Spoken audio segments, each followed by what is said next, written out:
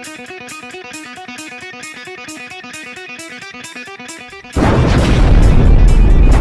everybody, Aaron here from Movie Battleground, bringing you guys a brand new match today. We have two returning competitors, one of which had more preparation than he had last time.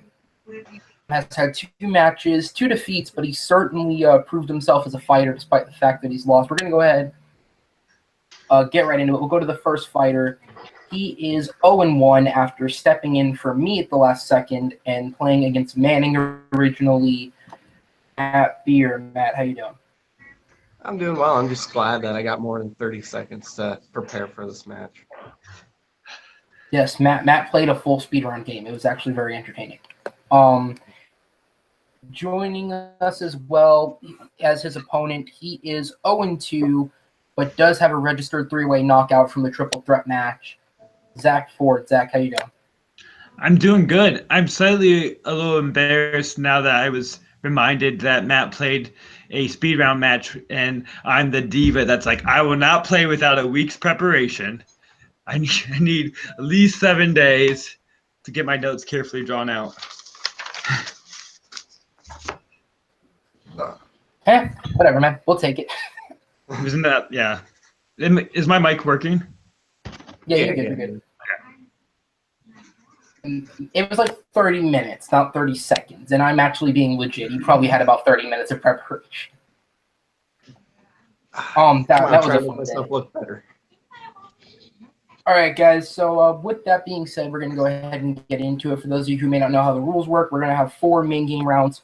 They're going to have about 5 to 6 minutes each round to argue it out. The question, if the score is 3-1 or 2-2, we're going to move on into the speed round. We have 3 rounds of which until mathematically someone has won. If the game ends 4-0, then that person automatically wins with a knockout on their record. All right, guys, with no questions, we're going to go ahead and get into the first question. So Daniel Craig is an actor. He is in movies. That is his job. And he's done a lot of really good, fun, entertaining movies, but he is like any other actor. Sometimes he picks a movie where things don't go right. Sometimes he just doesn't read a script, and sometimes they may not have a script. We have no clue. So the question is, what is the worst movie starring Daniel Craig? And we're going to go ahead and start with Matt on this one for opening statements. Okay, so when I look at movies, like with Daniel Craig or with anybody else that's, bad, I look at everything. The acting, directing, the way it looks, the music, and to me, it's not even close. It's Cowboys and Aliens. Of course, it's Jon Favreau's movie. A lot of people are looking forward to this movie, of course, with Harrison Ford, Olivia Munn. No, not Olivia Munn. Olivia Wilde's also in the movie.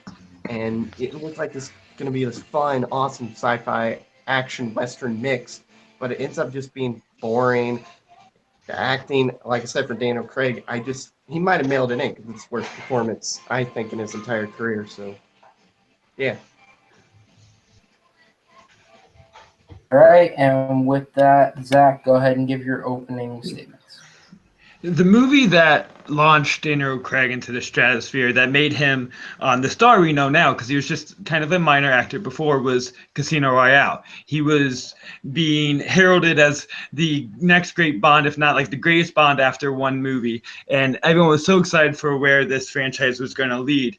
And then Quantum of Solace came, and it was just like ruined all the charm and coolness and kind of reinvention of James Bond as like a seriously good franchise, and just made it an utter bore that lacked like any zip that any of the previous James Bond movies have. It was kind of an anti-James Bond movie. It had none of the charm or the coolness or the suavity that Bond had, that we also thought Craig was bringing to it. It was all more of a solemn, a sad piece with action that was unexciting, with a villain that was forgettable, and no action pieces that really stick in anyone's mind, let alone another thing we know for Bond movies is the song. And I don't even remember who sang the song, and I could probably name a lot of them. And that one, it completely slips my mind. It's not Adele. I know that. It is not Adele. The fact that I believe that was the correct. one that Alicia Keys did, right? Alicia Keys, and wasn't it like White Stripes? And Jack White. Yeah. Yeah. All right. With that, you guys are going to have 6 minutes for the first argument. Go ahead and get into it. I'll start the clock when one of you starts speaking. So, Cowboys versus Aliens, or Cowboys and Aliens, was at least something that was imaginative, creative, some kind of original piece that they were trying to put out there. Bond was a proven franchise that they added nothing to. They just took everything away from it. Cowboys and Aliens at least was an attempt at making something new. And a strange attempt is always better than just a complete, boring, dull misfire. There's still something interesting to watch there, including the performances. You see Harrison Ford, who you haven't seen in kind of a big blockbuster at that, and being cool in a long time at that point. And you see Jon Favreau kind of continuing his blockbuster career and just interested in what he's going to do next. And that's much more interesting than Mark Forster, who didn't have like any kind of creativity or original thought to add to James Bond, and it was not really a smart choice to choose to direct Quantum of Solace.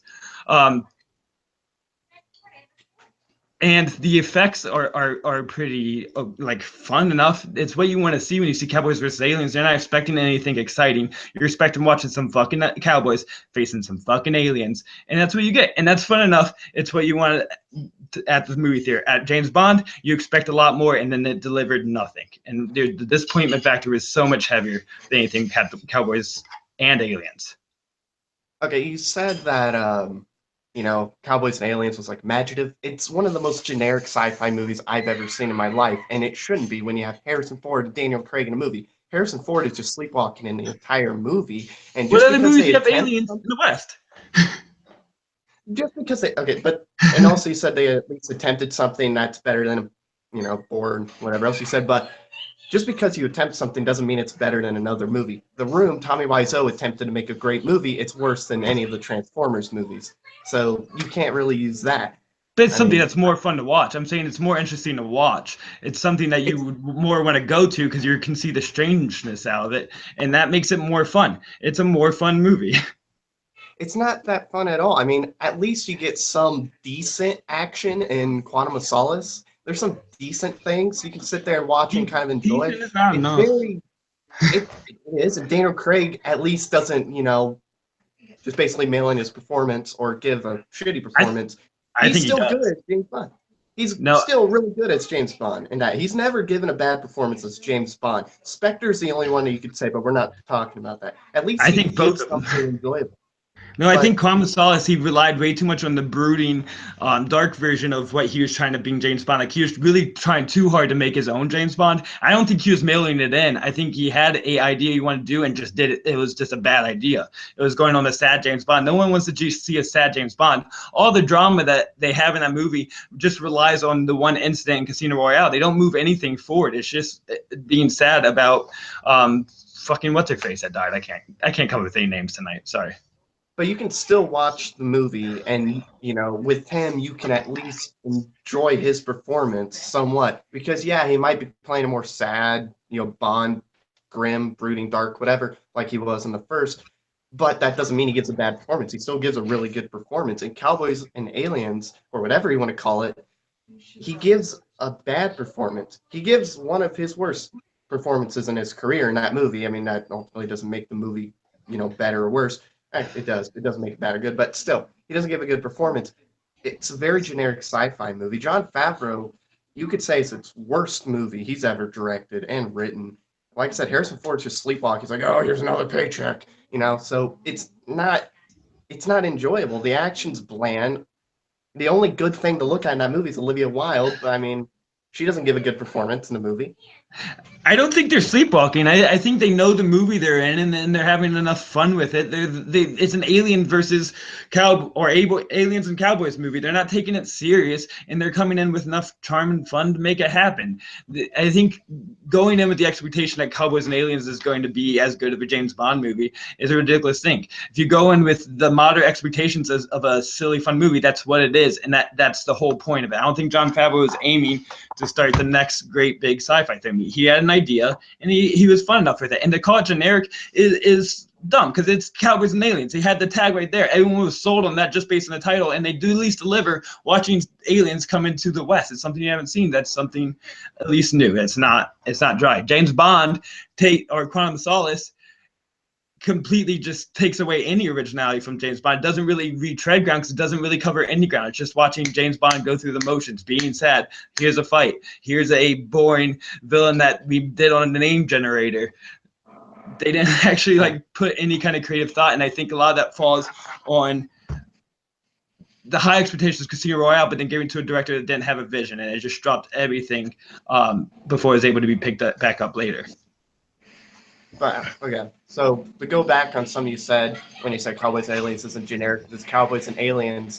I mean, you can look at many other movies that have these weird, crazy, bonkers, of characters and just plot stuff. But you can still make it very generic. Let's look at Sharknado, for example. That thing's super generic, and it's sharks in a tornado. It's sharks in a fucking tornado. It's still generic, and it's not fun to watch. That's what Cowboys and Aliens was. It's the equivalent of Sharknado. At least you can sit down and you can watch Quantum of Solace, and you can be like, okay, this is another Bond movie. Is it as good as Casino Royale? No, and it wasn't gonna be. I think it's a lot of its hate because it's the follow-up to that, and they just assumed it was gonna be great. But you can at least enjoy some stuff in the movie. With Cowboys and Aliens, you can't enjoy anything at all. Okay, guys, time. All right, that's time, guys. Matt, you were up first for closing, so go ahead when you're ready. Okay. So, like I said with Cowboys and Aliens, the movie is just a generic sci-fi action film that they thought they, can make at least fun, but ultimately fail in. It's Jon Favreau's most disappointing movie he has ever made. Daniel Craig gives a very poor performance in the film, might be his worst in his entire career. Harrison Ford's just there for the paycheck. Olivia Wilde's just there for someone to look at. The action's bland. It's lazy. You know where it's going to go. It's, it's very, very predictable. But with Quantum of Solace, you can at least enjoy some aspects in the movie. Daniel Craig gives a good performance as James Bond. Just because he's sad and brooding and dark in the movie doesn't mean he doesn't give a good performance. He does. The villain, it's a Bond villain, so what are you gonna expect? They're not gonna make something revolutionary, like with Skyfall and some of the others. So when you talk about what's worse and what's the worst film, it's definitely Cowboys and Aliens. All right, and Zach, go ahead. And so, Jon Favreau, the fact that he never made a worse movie, I think he did, and that's Iron Man 2, which follows the same ground of having a very just disappointing and trashing everything they did well with the first one they did with Iron Man, similar to what Quantum of Solace did with following up Casino Royale, like dropping all the credibility that it was able to bring back from the franchise in the Pierce Brosnan years and just going, you know what, we thought this was going to be fun, but we're actually just going to be a boring, sad James Bond, which is what no one wants to watch, which is what no one got into the franchise. And the fact that you said that it's okay that there's not a memorable villain. First of all, thanks for agreeing with me that the villain is not memorable, but also you went and named Javier Bardem's villain in Skyfall as a great villain. That's proof that you can do it in James Bond. People like Mads Mikkelsen. Oh my gosh, my game is off today. Mads Mikkelsen, yeah, in Casino Royale as being a really memorable villain, personality-wise and just visually with his eye. And this gives you nothing with Mathieu, French guy. That's his name. Mathieu, French guy, who's not a bad actor, but doesn't have any kind of sinister to it. You don't really feel the threat. All you want, the whole point of the movie is just to, oh, look, Daniel Craig, Bond is sad because he lost his only love, which is hard for me to relate to because Bond's a player. I'm not invested in his falling in love. He's lost privileges to have that because he just screws everything he sees. And the main problem with it is, dude, you had so much hope going in because this was Daniel Craig going to be the next, and it made me not want to see another one of that franchise because he was not bringing something I wanted to see. It was a franchise killer. Cowboys and Aliens was at least a interesting attempt, something fun to see. And if I had to rewatch a movie, it would be that because there's something unique to it, and I'm not going to fall asleep. I can at least find things to catch on to that to force my imagination and find something out of it. Good. All right, with that, good round, guys. To correct some of the names, the one from Casino Royale you were thinking of is Ava Green. Yep, it came to me later. Yeah, and then the just for because we talked about how the villain was forgettable. Let me fuck up this name real fast. Ulrich? Sure, it's French. The character's name is Dominic Green. And then just because I found this funny, apparently there's a character named Strawberry Fields.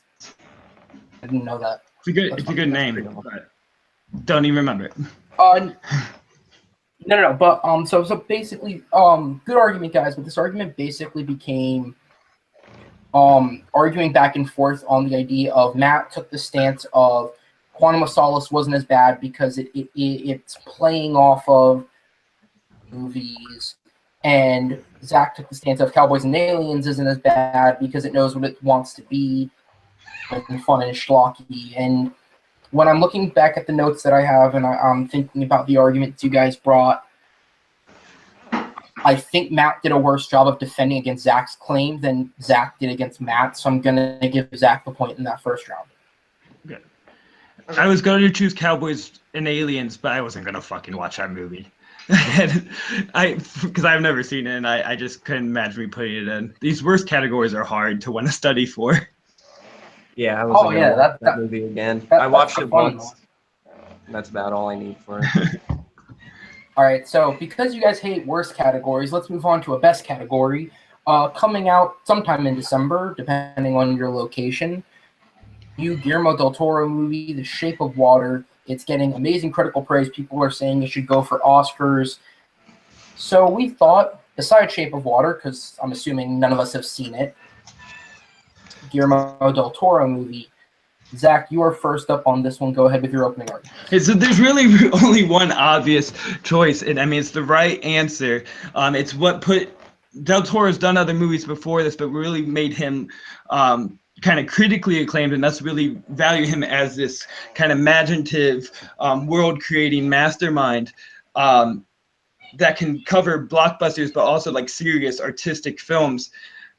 And get the Oscar credit was Pan's Labyrinth. Pan's Labyrinth is a masterpiece, and I think he has many great movies to come, but I don't think he can ever beat it. It's just such a completely well-structured, well-imagined, well-created movie in all aspects, and there's like not a flaw to it. It's this dark fairy tale, this magical world that's very much Del Toro's trademarks, but also I think why we think it's his trademarks is because of how well he did in this movie. He was able to kind of create the serious drama of the Spanish Civil War and the story of this little girl being trapped in it. It's just like real world nightmare, but combine it with these fantastical elements that seem straight out of just Del Toro's messed up mind and his kind of love of like Lovecraft and horror movies is coming out and combining it into this historical thriller.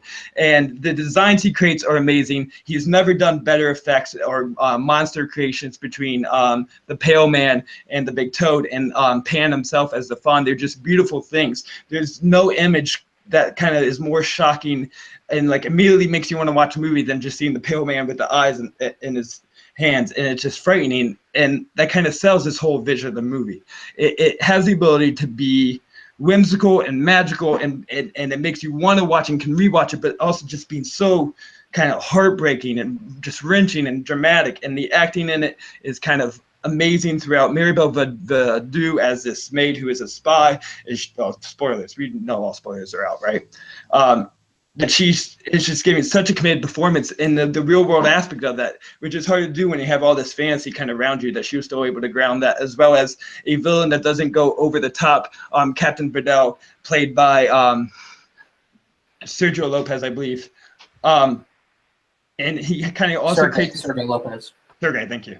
He creates this really menacing villain to kind of capture that real life threatening, and then you have all these fantastical villains that you can just kind of compare to, and then you also have the main actress Ivana Basquero playing, she's a child actress but giving such a committed performance, because once again it's so hard to do when you're balancing out this fantastical elements in this real world, and she balances out both kind of fears, and you can see her fantasy world kind of crumbling as it's also kind of becoming this dark nightmare resembling the world she was trying to escape from through this fantasy. All right, Matt, go ahead and give your opening. Okay, so when I look at a Del Toro movie as far as what's the best, I want to look at what's the best movie. And to me, it's not Pan's Labyrinth. Pan's Labyrinth is a good movie, but Blade 2 is a better movie. Blade 2 is obviously the sequel to Blade, and it proves that Del Toro could actually make a movie in a franchise and do it very well. And it was, you could say it basically gave him the opportunity to direct Pan's Labyrinth, because it did come out a few years before. That's not talking about quality over one or another, but just everything in Blade 2 when compared to Pan's is better, I think, overall. As far as the dialogue, the writing, the camera, the visuals. There wasn't as much makeup in that, so I'm kind of tossing that out as one because, Pan's clearly has more makeup than Blade 2, but yeah, I want Blade 2. All right, and with that, you guys are gonna have 5 minutes on the clock. Sorry, time starts when you start speaking. Okay, everything that you said about Blade 2 being better than always is completely laughable. The dialogue and the visuals, to me, when I watch it, were things I put on like my shit list of things I was so bad at. The dialogue is just completely laughable. They don't say anything of meaning. The jokes are bad. The performances deliver without any care or charm too. Wesley Snipes is kind of charmless. The guy from The Walking Dead is horrible in it, just completely annoying and atrocious, and you could predict his storyline and how that's going to end up later. And the main problem with Blade 2 is Guillermo del Toro, like, slightly a vision, but just continuing off of Blade. He doesn't get his free reign to have his whole mind come out. He's still just continuing this franchise kind of the way it was already given to him. He didn't add too much other than, I think, some action that was not really believable. They don't, you can see like the air in between. You can see the air between the fists and the bodies, and it's a joke. And the effects are completely dated. And I don't actually think they're dated because I think they were bad then.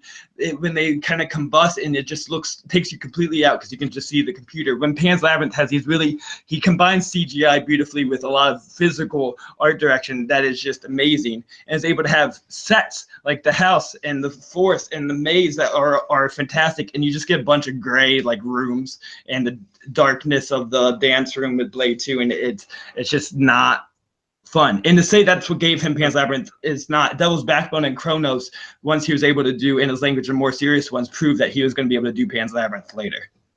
Okay, so when you're talking about the visuals in Pan's Labyrinth, take away the actual makeup because it's not going to change over the years. Makeup's going to look the same. Let's take that frog that's under the tree, for example, in Pan's Labyrinth. That, when you look at the CGI in that movie, it's worse than a lot of things I've seen 10 years before it. Take I don't like bringing these movies in, but take Episode 1 from Star Wars into this. The CGI in that, which came out 7 years before Pan's did, looks a lot better. The CGI, I'm not talking makeup, I'm talking CGI. The CGI is laughable in the movie. Even if you think the CGI is fake and laughable for that with the frog, there is kind of an excuse for that because it is a fantasy world, so it has that. I still think it's great and looks beautiful, but if it doesn't look real, it's not real. It's part of her mind, and it's always better to have kind of CGI monsters that don't look incredibly real because monsters aren't real than a human having some kind of effect or turn into it, because you can just see the contrast between the real life acting and then this is like red computer animated graffiti that's supposed to be like ooze and blood coming out, but it just looks like graffiti. Happy celebration. And it's ugly.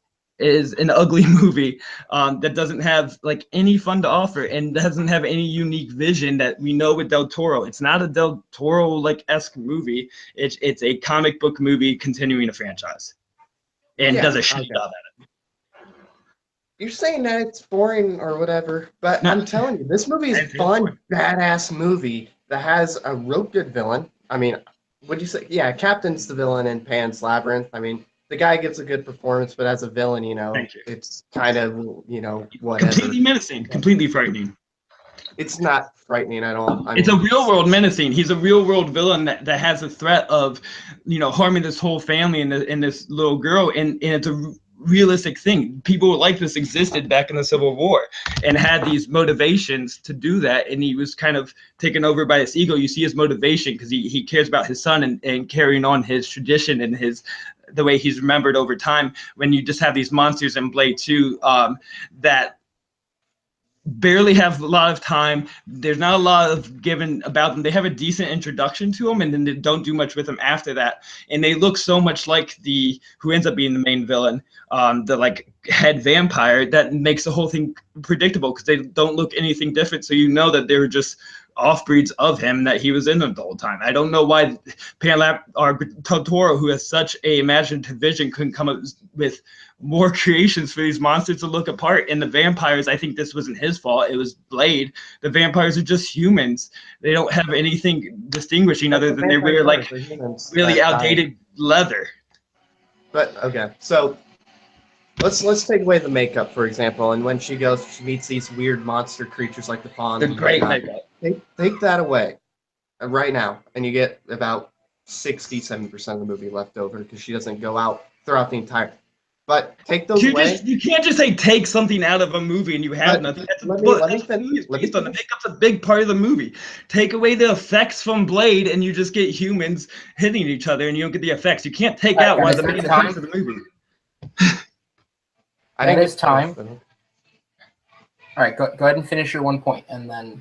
Okay, so what I was going to say was take that aspect out of the movie.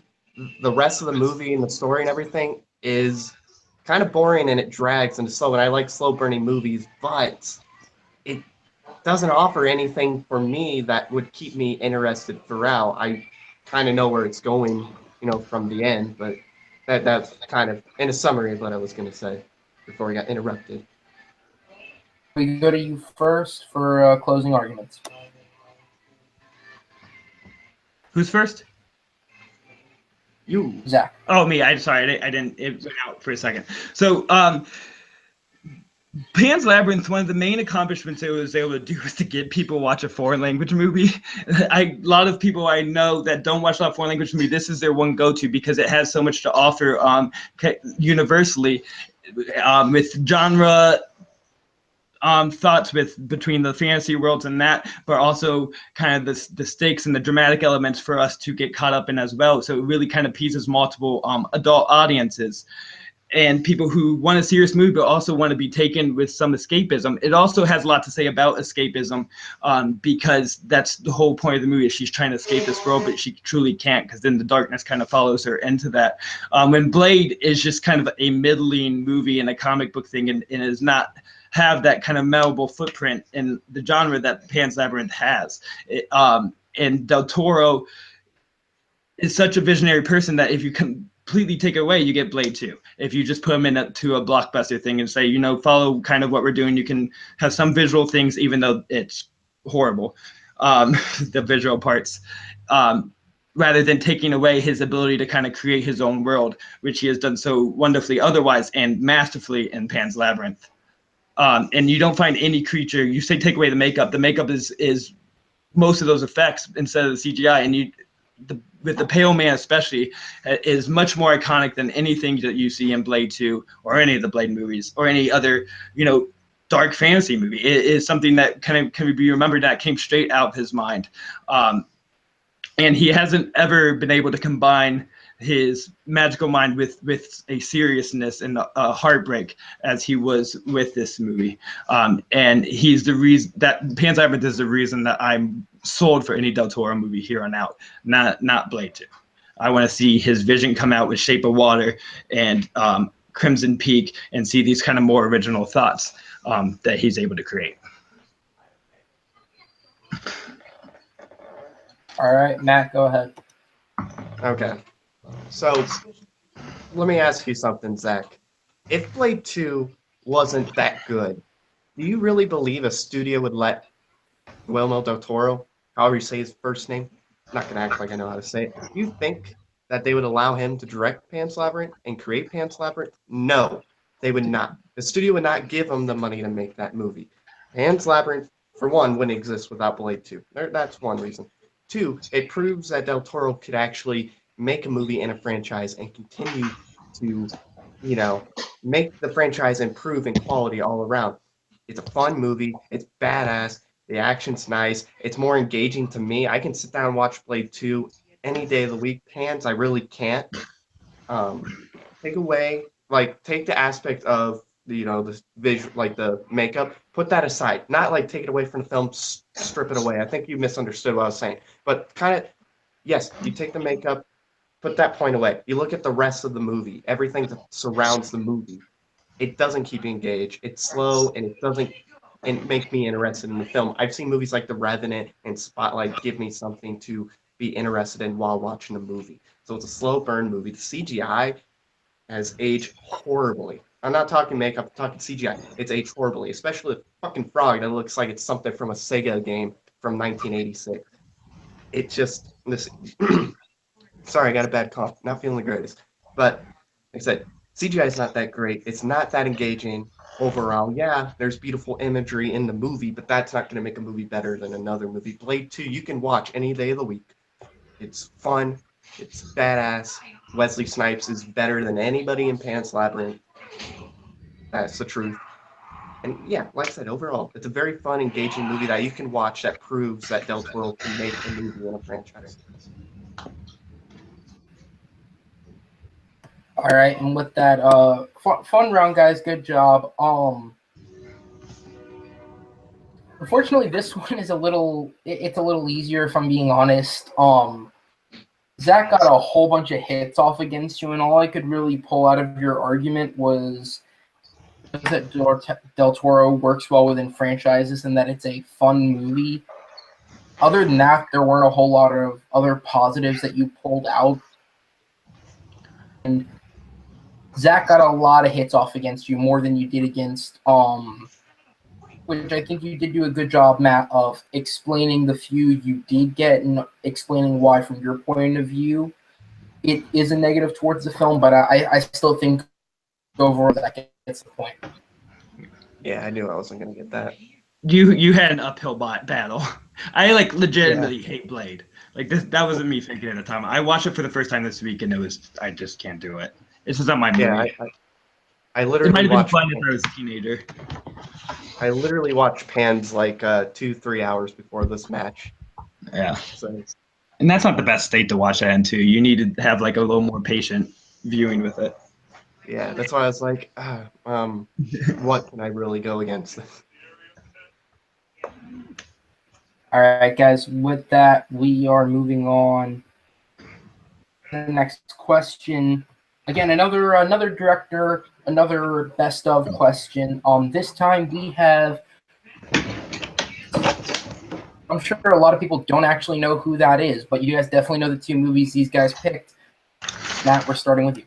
So, Francis Lawrence he hasn't directed a lot of movies. I think, a lot of people, when you look at his filmography, you'll see he's directed, like 4 or 5 movies in his entire career. I mean, that's more than me, but still not a lot when you look at a Hollywood director.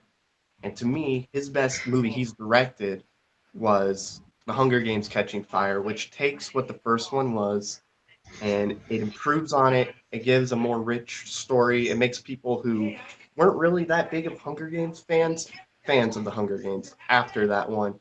It's, obviously got great performances from Jennifer Lawrence and what's that kid's face? He's in Future Man. Josh Hutcherson. Yeah, him. He gives a great performance. And Liam Hemsworth. He's a bad actor. And he's able to give a good performance in this movie. That's crazy. It's unbelievable. It's beautiful. It's gorgeous. It ups the stakes in what the first one was. It, has, like I said, all around good performances. The humor works when it's needed. You can tell also how, the Hunger Games affects people too. He's able to display that very well. And of course, you got Philip Seymour Hoffman in this movie. Gives an incredible performance. Hunger Games: Catching Fire. It's for all you ladies. All right, Zach, go ahead.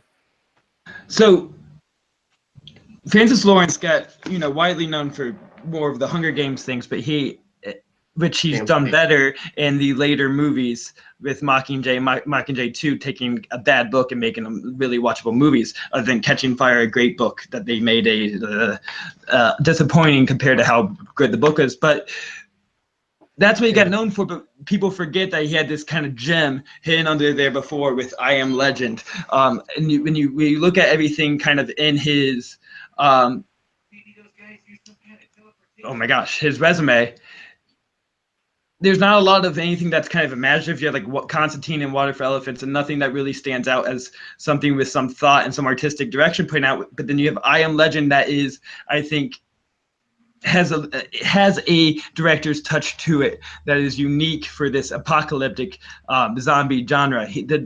This unique touch is that he has this incredible sense of lonesomeness, of loneliness that Will Smith's character has throughout the movie, which is hard to do without losing kind of the fun thrills of a zombie movie that is able to keep. So you get really invested in this character's journey because you sympathize with him so much. Kind of not only being the last person that he knows alive, but also you slowly throughout the movie, they don't rush any of the details in a way that makes you stay invested to figure it out. They slowly show him how this all started and how he lost his family in this tragic way.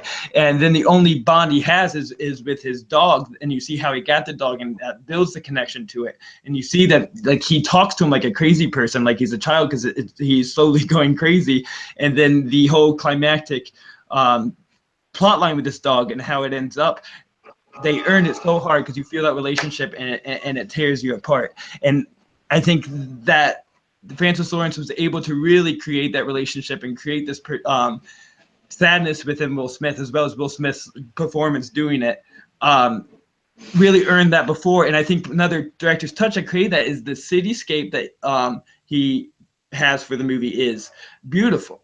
You see big long shots of the empty cities, and Will Smith kind of strolling around it, because he pretty much is like the king of the city at this point, not happily the king, but sadly the king. And you see all the cars left over, and he's on the ship golfing, and it kind of has this majestic, beautiful quality with that sadness once you realize that these are all people that died or were turned into these creatures throughout. And I think that's just a lot more. It's still really fun with the action. He fights these creatures. You don't fully know what's going on when he gets trapped, and the zombies starting to think a little more, and you're invested in the storyline and trying to figure out that it is fun, but you have that kind of sadness to make you invested. That's amazing. And Hunger Games is Catching Fire is kind of just retreading ground on Hunger Games 1 and losing a lot of the charm that the book had to make that one stand out from the first book as well. So, yeah. All right, and with that, we're going to go ahead and get into the main fight. Time starts when you guys begin speaking. So, I just want to continue off that. Catching Fire really is my favorite Hunger Games book. I think it has this kind of imaginative quality and this way to cover the same ground, but still make you feel there's some unique to it and some different plot lines. And then the movie was able to kind of get rid of all that. And a big part of that is Sam Claflin's performance, who Fennec is my favorite character in the books. And Sam Claflin, it just is a personality-less human, and he delivers it without any charm. It's not my Fennec. And also Jeffrey Wright, who I think is kind of an overrated actor, added nothing. You don't really feel this kind of like hidden intelligence that this character has, and you don't really see how he was able to survive any Hunger Games ever, because he's just got like a dull old Jeffrey Wright character who always sounds like he's reading off of the script. And then you have Philip Seymour Hoffman, who's completely just wasted. I understand why, because he's later brought up, but you don't see enough of him, and he's just kind of giving a typical performance. It's not a Philip Seymour Hoffman invested performance. They don't rely on him enough. And as far as any of the performances that we know to be good in the Hunger Games series, they don't do anything different. You've seen this from Jennifer Lawrence. She just carries it. There's no new ground. And honestly, it starts to get a little old seeing her be tired and bored. And you have the island in the book is this kind of incredibly divided thing with different kind of terrors on each side, different traps on each side. And this, it's just an island, and you don't really see any kind of original invention behind it. Okay, so when you look at I Am Legend, it's just a boring film. The zombie things in the movie, they make Steppenwolf look like an Oscar-winning, CGI character. They make him look more iconic than Vader and stuff. That's how bad these zombies look. When they open their mouth, a lot of people say it's like the Looney Tunes, the whole thing.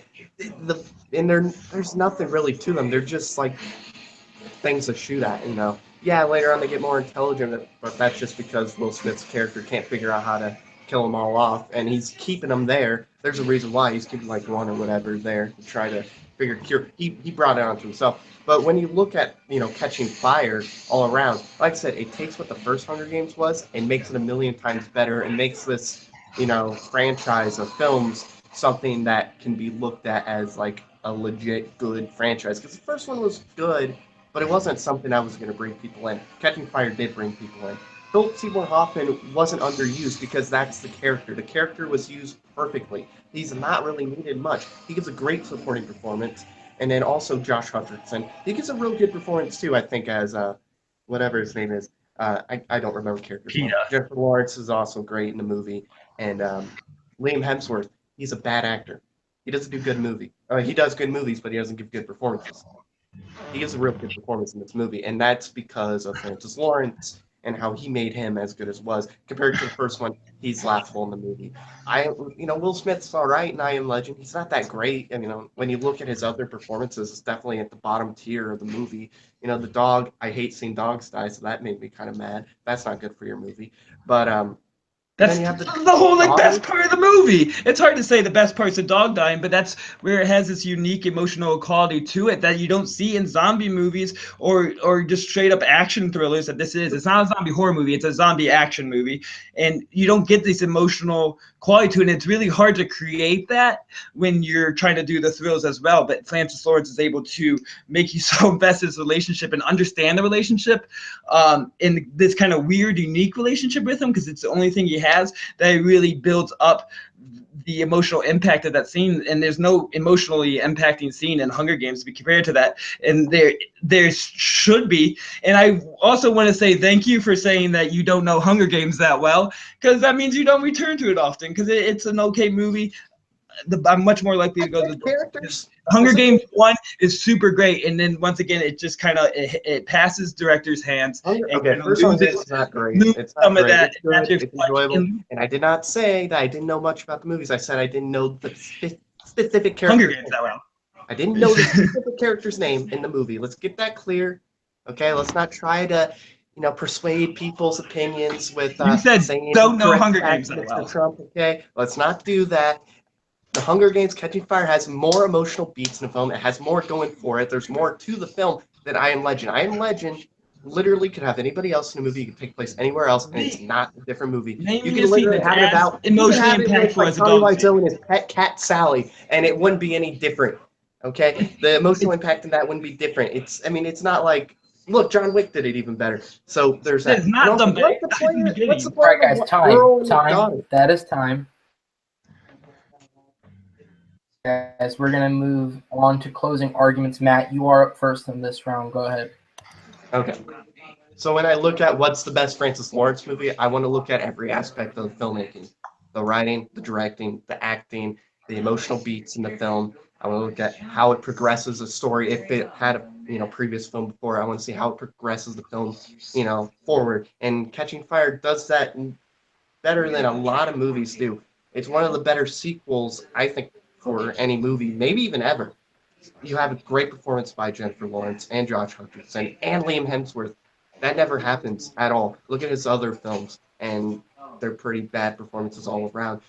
The emotion that carries on from the first, where she was in the Hunger Games and how it affected her, is very present. It's handled very well in the film. You have that dark sadness, like when she's going to all the different districts to explain. Yeah, I know what districts are. I know those are in the movie. I know my Hunger Games, but you have the districts, and she goes there and she's like talking to the parents who have the dead kids, but they get to Rue's parents, and you obviously know how Rue, how she dies in her arms, or around her, whatever. You have that, and that is like tear jerking, emotions. It's very well. It expands the Hunger Games world very well. It steps up the Hunger Games level. Obviously, with the 75th anniversary, it's going to have to do that because they do it every 25 years.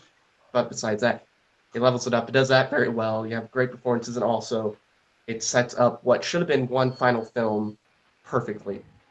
Like I said, great performances with I Am Legend. Yeah, you get a decent Will Smith performance, but it's not even in his upper half of the performances he gives. It's a slower movie. There's nothing really there to offer except for there's zombies there, but who cares?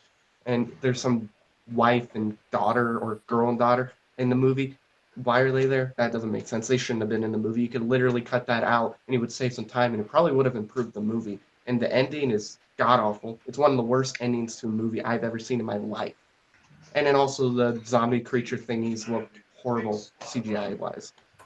Like I said, it makes Steppenwolf look like an incredible achievement for filmmaking. So there you go. We're going to move it over to you for closing. So it's really easy to say, the acting's good, the visuals are good, but that all falls apart when no examples are given. There's no reasons that the acting is good, the visuals are good. I can give specific examples with I Am Legend on how the acting good and the visuals are good. You have Will Smith, who has these sad eyes throughout the whole movie and delivering, and he's able to make this relationship with the dog seem so real and almost human-like, which helps get the emotional depth, and that's hard to do without making the film feel like a downer, which it's not. It's still kind of exciting. You're still stuck in the mystery of what happened and how is he trying to find the cure throughout, and he's able to balance still this charm. The charm does not go away, that Will Smith classic charm, with this like deep internal sadness, and then the visuals of this empty city. Kind of create this world as to be true, when as the visuals of the island didn't do anything specific with it to make it look like anything other than just an island. When it's the Hunger Games world, this is the whole stage for this show, for this game. It should have something a little more unique to it to bring to it, and they didn't have anything to offer, and you didn't have anything to add to that. And this is my argument. And to say that the people at the end did not that they were pointless, I think they came in at the perfect time before you would get sick of him being alone, especially after the dog dies, and it kind of brought a little bit of hope into him, into the film, to keep you invested and keep like a reason for him to keep going, because he lost all hope in life. Those people were very important to the continuity of that story. And in the ending, where it was ambiguous and they didn't really fully find a cure, but like they still have this hope to go and find these people. It shows that he was able to kind of overcome this depression and this loneliness and still kind of hold out some hope that maybe these people in Vermont do exist, that they can go, still continue society. Even though his lab stuff was kind of a failure, he still was able to have some humanity left in him, and that was thematically was able to really resonate with the film. When Hunger Games wasn't able to add anything thematically that the first book already didn't do, and the emotional scene of having Rue, it was built off of the emotional of the first movie. They're riding the wave of the first movie without saying anything forward. And Francis Lawrence, I think, was able to find his touch later on. He didn't quite have it yet. He was still trying to find his touch to have in that world. He was able to do it in Mockingjay, but not this yet. And telling the CGI, the zombies look bad. I think they look fine, but they're also sparsely used wisely. They're there to be fun, but they are also kept. When the birds in Hunger Games, the mockingbirds, they talk and try to trap them in. They could easily just use real fucking birds, and for some reason, I don't know if it was easier because it's hard to work with animals, they just CGI'd animals. At least having these kind of unhuman-like zombies, it had to been zombie-like or CGI to make it be able to kind of seem like they lost all humanity, and with that, and kind of overgrown and halt. Okay, I'm good. All right. Once again, guys, great fight. Honestly, that was the closest of the three so far. I think that was really good. But here's where I came down to. Okay, going into the closing arguments, I actually had Matt ahead. I thought Matt was giving the better argument. Brought up the point and used it in his closing of specifically calling out his points and handing out examples for each of them, and then calling out some of Matt's points and giving to why his points don't stand. And I think that does it for me, because having the specifics of it does help the argument. Even though I think Matt had more points in general, his and attacking I Am Legend, the specificness of the argument from Zach is what's going to get it, so he's going to get the point on that one. Man, I'm sorry for being an asshole and giving you like the teacher finger. It's a habit. It's also part of my strategy. Yeah, I know. I'm allowing myself to be a dick during the game. All right, guys, so with that, we move into the fourth and final question. So just to update on the score, Zach is up 0-3. Is a knockout win for him. If Matt takes it, we move on to the speed round. And so with that, obviously, Hollywood franchises, things happen. So the question that we asked was, what movie released this year in a franchise most deserves a sequel? And I'm actually glad. I just want to say before we get into this, Baby Driver is not one of the answers, and I'm fucking glad because it's not obvious. These are two unobvious choices, and I'm glad. So let's go ahead and get started. Zach, you're first. So we have many franchises within the action genre that are slightly interchangeable. They're still fun, but that is done. We need some more franchises, more in the indie, more in the comedy realm, and more in kind of an art house realm. This has been done before. We've seen it with the Before series. We've seen it with Francois Truffaut's Antonio. I don't have the last name because it's a typo. But that started with 400 Blows. He was able to make 5 stories, kind of continuing this kid's life. And I kind of want to follow that realm, that kind of idea of a franchise, and take that to kind of this huge buzz movie right now that is incredible and has this original vision with Lady Bird. Okay, Lady Bird has this. With Greta Gerwig behind it, who's my woman. Greta Gerwig with this really kind of original voice to be heard that really came out in Lady Bird. As this coming of age movie has still so much room to grow. It's something that was so fresh for everyone. It's now the highest rated movie on Rotten Tomatoes of all time. Kind of broke that record because it's something that was unique, and I think it's something that can continue in comparison to what Truffaut did with his movies. That you can see this character kind of evolve and grow, because since luckily she started her at the age of, or senior in high school. No, she's 17 or 18, but senior in high school, that you can see her later in college, especially you get a little bit of touch of her college years. And I wanted to see more of that after you get to see that kind of the theme of the movie is trying to find out who she is and try to be her true self. And then at the end, she gets to college and realize she still has this kind of habit to try and lie and create this new personalities. That I want to see her continue to kind of evolve who she was through college and then maybe through marriage. And it's something that Greta Gerwig can keep kind of telling her story, because it is semi-autobiographical, that she has lots to say.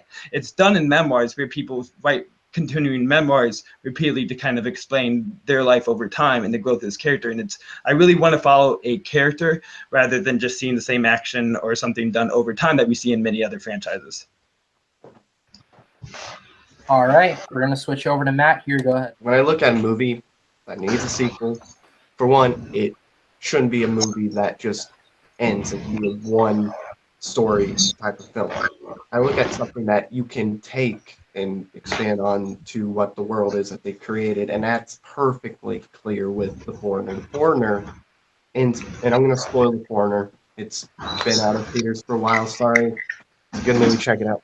But when you have The Foreigner, how it ends, you have Pierce Brosnan being defeated. He's not killed like Jackie Chan's been being, has been killed by others. We find out Pierce Brosnan is behind, the people who ultimately killed Jackie Chan's daughter.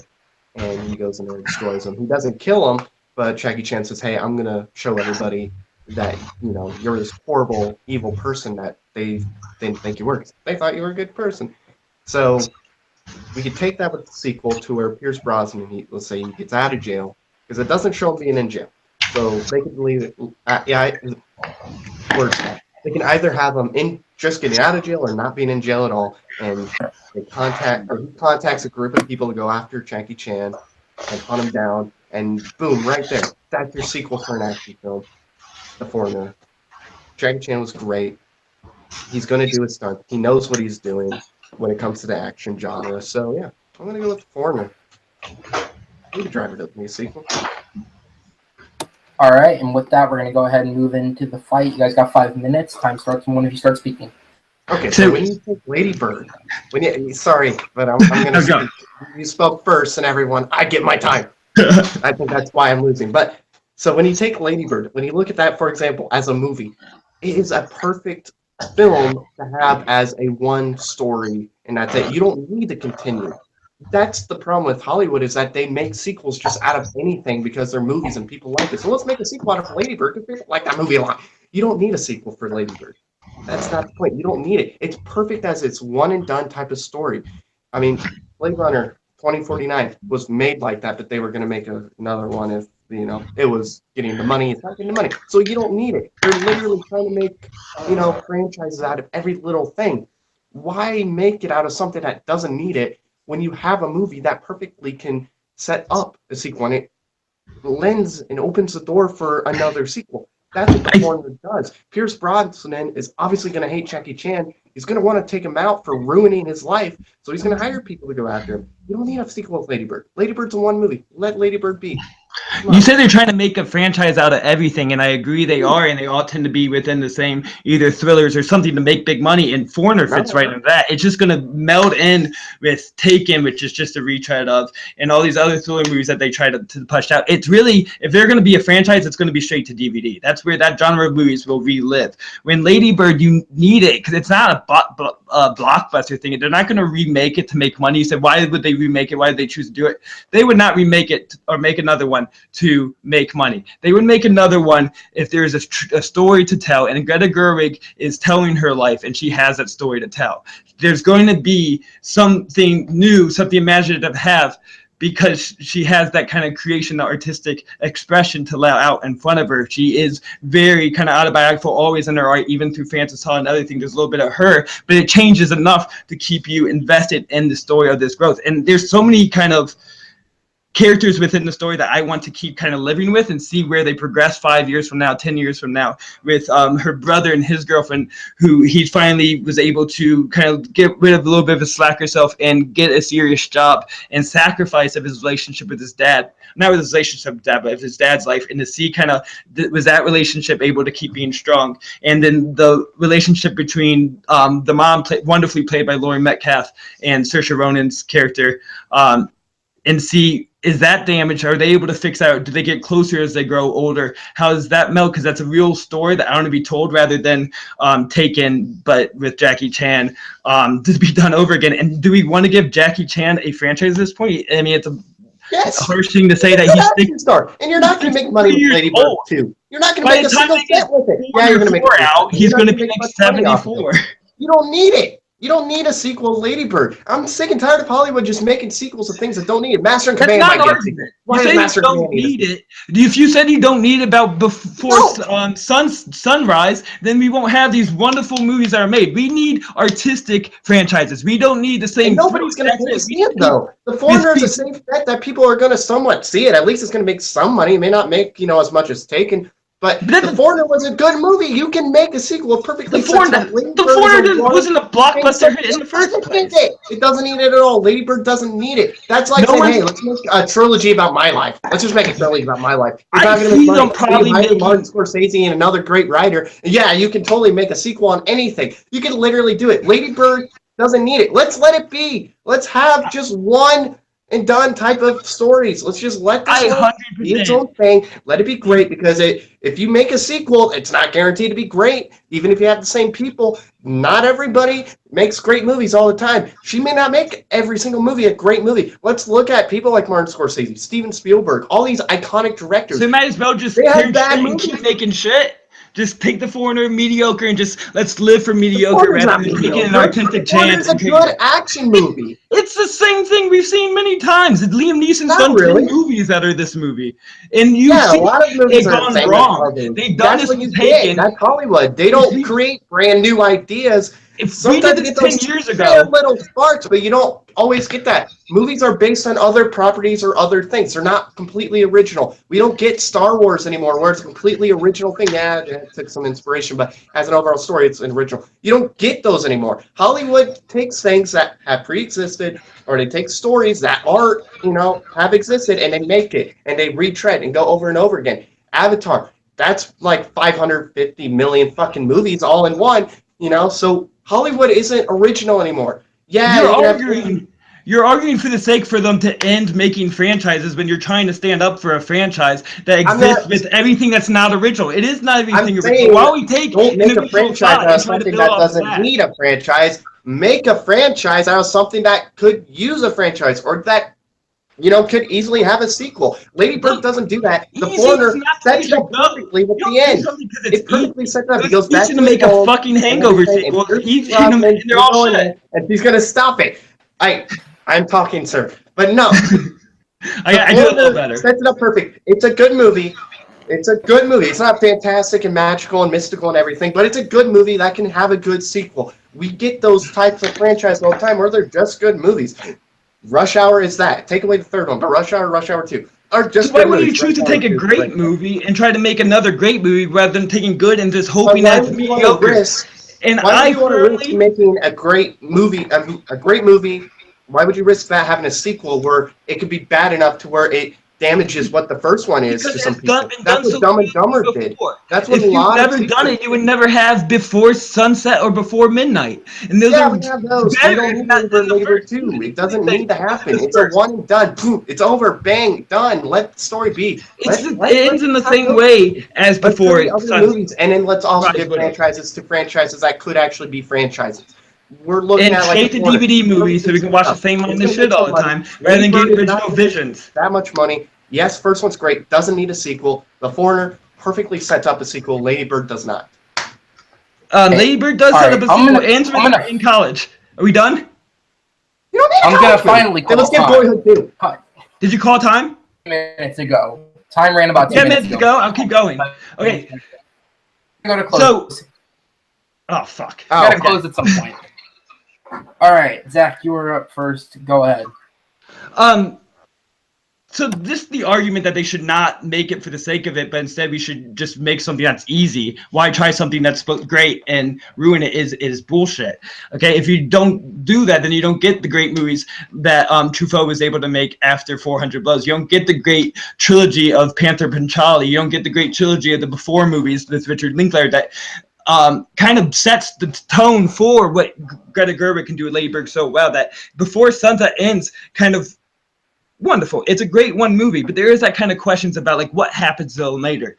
Okay, and then you get to kind of relive that every 10 years or so, and that's what I have with Lady Bird. You say it ends off without any need. I feel a need. I'm like, what does she turn into? The whole movie is about identity and finding identity, and I want to see that identity be formed and see this life continue and see this relationship with her family kind of grow and how that changes, because it's something that I can relate to and see in myself and kind of reflect on my own life through it, rather than The Foreigner is a thriller movie that doesn't have anything original to add to the genre. It is fine. People will watch it because they watch thriller movies, but you see it 500 places. So you say, why give it a thing to an original idea? Let's just give it to the same shit we always give it to because it's been proven. But Foreigner, there wasn't even a huge hit. I 100% believe they're going to make they can make a franchise of The Foreigner. It'll be straight to DVD because it's just something people are going to pick up rather than. It has zero chance of it being this like revolutionary second movie when Lady Bird has a better chance of having this kind of revolutionary second, third movie and being this really memorable art house franchise that we don't get often. It's something that is not existent in our culture. You don't say they just make unoriginal stuff, so let's keep making unoriginal stuff. We want that to change. Give the franchises to things with a creative, a reflective point of view and an original female point of view, are going to see Dad's kind of go on revenge that we've seen 500 times to Jackie Chan, who by the time they make the third movie will be in his 70s, and that won't even be that interesting to watch when we can watch Saoirse Ronan kind of change this character throughout time. And as she gets older, if they want to make it sooner, you can see that they've done that with the Truffaut movies, that they changed actors. It was not the same person throughout to play this person different times through lives, but still kind of be able to form this full life, this full character, which we don't see often. We don't see a character's journey from their coming of age to when they're older and kind of see how that happens. You see on documentaries with the 5 years, is it 5 years documentary series that Michael Apted did. But I like to see that with the Before series. You see that relationship grow. I want to see her grow, this character evolve, and see Greta Gerwig's life that she so beautifully conveys, rather than watching a so-so action thriller that can be. There will be 500 other franchises made the next 10 years similar to that. Whether it can be made is not the argument. It's better what should be made so we can get better movies. And there's no chance a Foreigner 2 is going to be better than Lady Bird 2, as if Greta Gerwig has the still has the control that she has, which is because it's her story. It doesn't need the studio approval. It will only happen if she has a good movie to make, so you know it's going to be great. And she's done other movies to prove that she has it. This is her first solo directed. She's co-directed a movie, but she also co-wrote Frances Ha with Noah Baumbach, co-wrote Mrs. America, and you can kind of see that voice and still see that expression and the similarities with it still having a different touch and something different to say every time, so it won't be retreading the same ground. Okay, and Matt. Okay, so I just want to clear one thing up. That way, people who, forget pretty easily. Not saying you guys do, but just some people who may forget things easily will, just remember the thing that was said recently. When I said we don't need a sequel to Lady Bird, but a sequel to Foreigner, I'm not saying let's not make sequels to original movies, so let's just do it the same thing over. I'm saying Lady Bird doesn't need a sequel. Lady Bird is perfect as just a one film. The way it ends, yeah, you might want a sequel, but there's been many other movies about real life people or just made up characters who, end up in one spot. And we may wonder, oh, what would happen next? But it doesn't need it. Let's let that story be told. It told its story, it's done. With The Foreigner, what I was getting at to why it needs a sequel, why it needs one. Yeah, it's not like a $500 million movie. Lady Bird, I don't know if it's made 50. Then again, it's in limited release, so whatever. But Lady Bird, the sequel wouldn't make as much money for one. Two, with The Foreigner, it perfectly sets it up.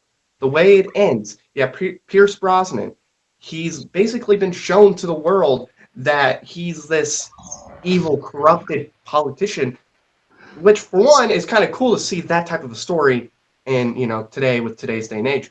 But what do you think he's going to do? He's going to sit down, relax, let Jackie Chan, work at his little food shop? No, he's going to send people after him because it's like, oh, you're going to do that to me? I'm going to kill everybody you love. There's a girl that works at one of his businesses. They may kill her off in the beginning, and obviously that's going to give him the rage. You can perfectly set it up easily because Pierce Brosnan's character wouldn't just sit down, based on what we know from his character in the movie. So there's that. This movie, Lady Bird, it's a great movie. There's no denying that. But why do we have to have a sequel for every single thing? Let's give a sequel to something that can actually use a sequel that you can, for one, easily set up. And two, you can actually create a whole entire world around not just that character, but you can go with other characters they may interact with. Lady Bird works as one film. Yes, we got the Ford trilogy. Yes, we got other films that were based on great things. But just because the same director goes back to direct this one does not mean it's going to be great. This could end up being a pretty bad movie as a sequel. You never know. I would rather not have a sequel at all and still think of Lady Bird all as a great thing than have a sequel to Lady Bird to where the sequel is bad enough to where it actually damages what I thought of the original Lady Bird. We can look at people like Steven Spielberg, Martin Scorsese, M. Night Shyamalan. He's like a perfect example. Made Unbreakable, made Signs, made not The Visit. Sixth Sense, there it is. He made these movies, and people thought of him as the next Spielberg. Then he made Lady in the Water. Then he made The Last Airbender. It's not guaranteed. Just because somebody can make a great story does not mean every single story they tell is going to be great. So, yeah.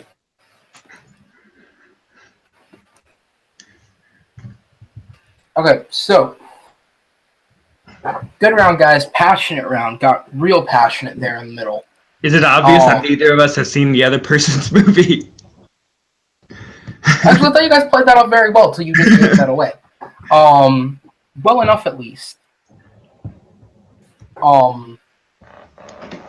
Okay, so a lot of screaming in the middle, so I was only able to pull a couple things from that. But from what I did pull, again, it seemed like a fight of each one of you took a specific stance, and that's what you spent most of your fight backing. With Zach, it was being a sequel for Lady Bird because it's something new, it's something fresh, it's something original, it's something different than what most franchises are, and it allows a director to do something creative a la what Glader has done and what other directors have done. Whereas Matt is saying, from a, give the franchise to something that could make money, give a franchise to Jackie Chan. It makes more natural sense that The Foreigner would have a franchise instead of Lady Bird. And I think you guys did a good job backing your points. I think both of you picked a stance, and you both did a good job backing your points and fighting off the other one.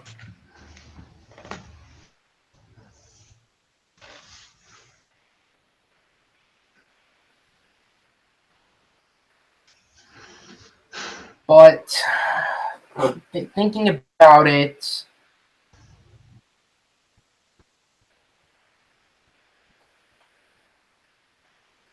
and I'm also thinking about your arguments, and I'm looking at the context of like the wording of the question. I'm thinking about it. I think Matt did kind of shoot himself in the foot a little bit when he said, why do we have to make a sequel to a great movie, a sequel to The Foreigner? It just has to be, average. And it is one of those things of, and I think this is in Zach's argument, he did fight that off, where it's, why do we settle for mediocrity when you can chance and make a sequel to something great? So, unfortunately, I think I'm going to have to give the point to Zach on that, and with that, that is a knockout for Zach. Finally! It's taken 3 matches. It was close. It was close each and every time, but it's...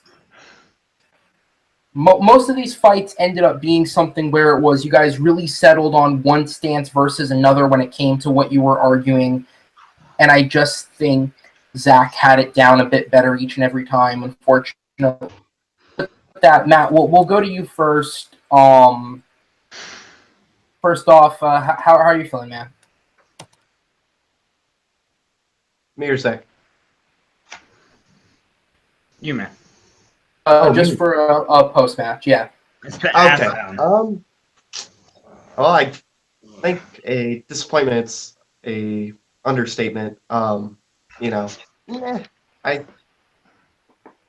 don't think the questions were, my strong suit all around.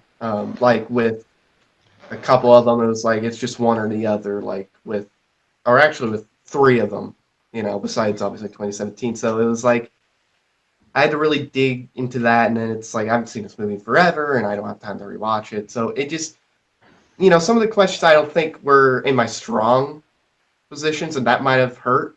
I feel like a lot of my strong points for the 2017, the last one, were more in the yelling part where it was hard to understand. But and that probably the same for Zach. But yeah, I'm disappointed. Just I think I'm better, obviously, than the score for sure. It's cold in Indiana. I walk to work sometimes, and 45 minutes and 20-degree weather can mess with my voice. So it's been warm lately. I love that. So yeah, well deserved for Zach for sure. I mean, he came in. He really stepped up to the plate. No, definitely, and it was a good fight despite the score. It was a good fight. Zach, we're gonna move on to you, man. Fortunate news. You cannot be the highest scoring player who has never won a match anymore. Unfortunately. Ruins my goal. So how shitty do you feel right now because you have won a match? You should feel bad. I mean, every time this happened, and there will be tribute to, every time I predict against myself, I have to go and fucking blow it. I broke my own bracket with me beating Lou, and There Will Be Trivia, and now I ruined my whole goal, the whole way I was going to put my footprint in movie Battleground history by being the highest but worst player. The best worst player. That was my goal, the best worst player.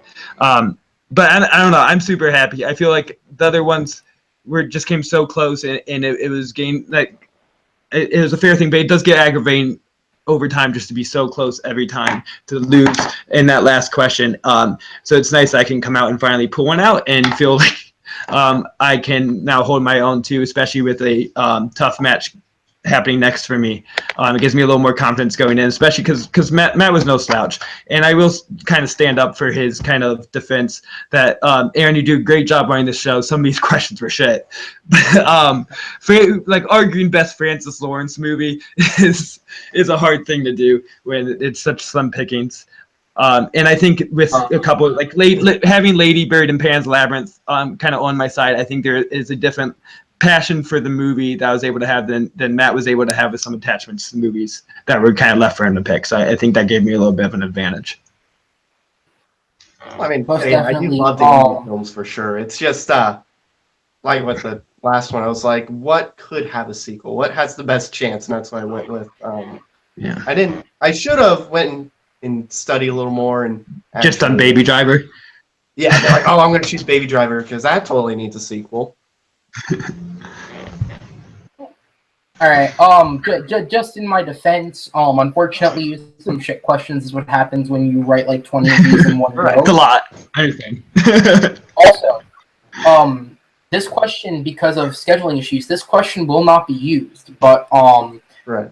Not the worst question I've ever written. Actually, referencing back to an earlier fight, one question I wrote once was best Mark Forrester film. Yeah, but he has some good movies to pick from. Stranger in Fiction. Well, no, the funny thing was the reaction I got was, "Who's that?" I also once asked a question about Josh Hartnett that was not put in a video, and that got a lot of confusion as well. Oh, that's a hard one. But Worse. no, I didn't mean I didn't. There. Yeah, it's not an insult. I understand. No, That you're job, good. It is hard for both of us to come up with Francis Lawrence movies. At least we knew who he was and had. Yeah, I had to Google search him, so. Yeah. I was like, oh, he did that one. I guess I'll go with that. With that shitty questions and all, Zach does get the knockout, unfortunately, today. Guys, we'll go back around. Where can we find you guys? Zach, we'll go to you first. You can find me competing here as well as on what is it called now? So There Will Be Trivia. And There Will Be Trivia being the singles tournament coming up for that, and as well as the doubles tournament with my man Linus as the Muppets represent my former movie Battleground fighter and admin for movie Battleground. So yep, definitely come and watch those shows as they get announced. Also recently did on the Dial M for movies, we recently did a Quentin Tarantino kind of tournament to rank his best movies, so please go watch that as well on the Dial M for movies YouTube page. And otherwise, you can find me on Facebook, Zack Ford. I'm there. Definitely, Matt. You can find me here, and you can also find me at my house drinking my life away.